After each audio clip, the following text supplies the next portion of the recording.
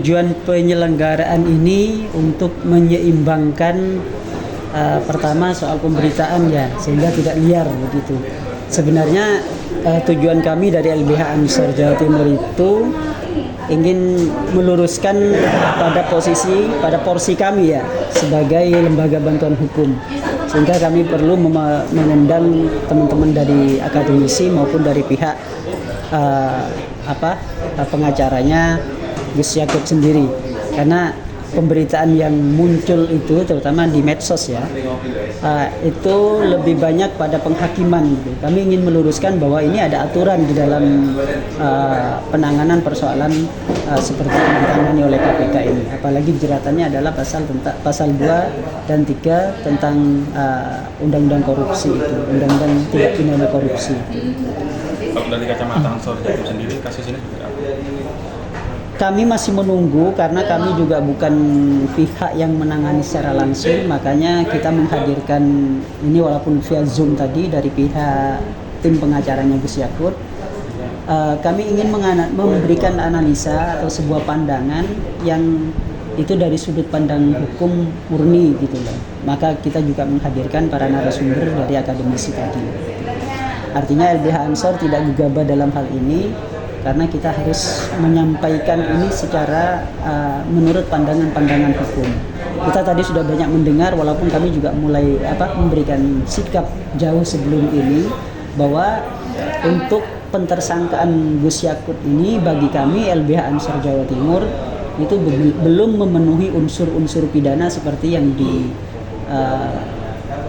penetapan tersangka oleh KPK dengan menggunakan pasal 2 ataupun pasal 3 Undang-Undang Tindak Pidana Korupsi.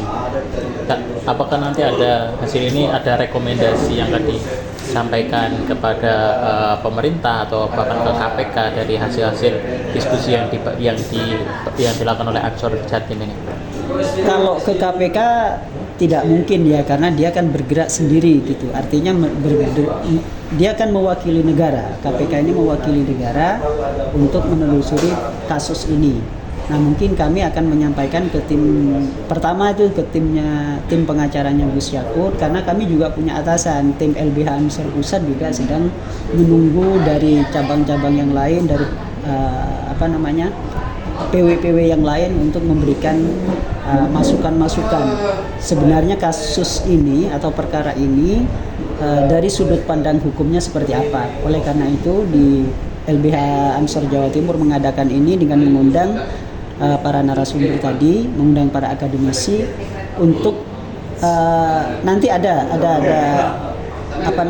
opini hukumnya. Pasti akan kita sampaikan opini hukumnya ke tim pengacara Gus Yakut maupun ke LBH Ansor Pusat. Mas, artinya Ansor Jatim sekarang yakin Gus Yakut tidak bersalah? Dengan penggunaan pasal 2 dan 3 Undang-Undang Tindak Pidana Korupsi, kami meyakini itu sampai KPK menunjukkan bukti-buktinya bahwa ada keterlibatan Gus Yakut di dalam perkara ini atau kerugian negara itu bisa dibuktikan. Jangan sampai kemudian menetapkan seorang tersangka terlebih dahulu, kemudian hitungan kerugian negaranya dihitung belakangan. Ini tidak fair secara hukum. Ini juga melanggar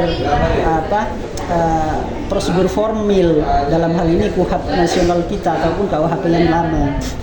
Karena untuk mentersangkakan ke siapapun lah, bukan hanya Gus Yakut, untuk menjadikan seseorang tersangka itu, maka kerugian negaranya harus jelas terlebih dahulu, jangan ditersangkakan dulu nanti bukti di belakangan. Nggak bisa begitu menerapkan hukum itu.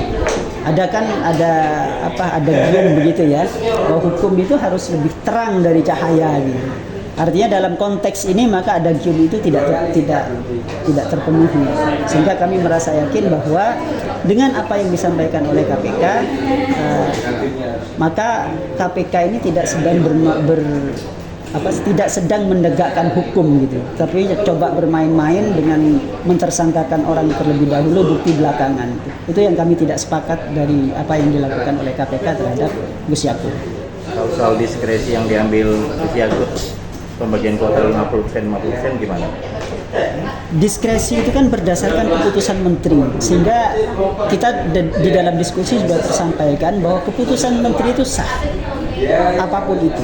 Apalagi yang orang banyak lihat dari kemarin itu yang muncul di publik itu kan hanya pasal 8. Sementara di pasal 9 yang khusus mengatur tentang kuota haji khusus itu diatur tersendiri melalui keputusan menteri. Itu kan jelas pasal 9 itu.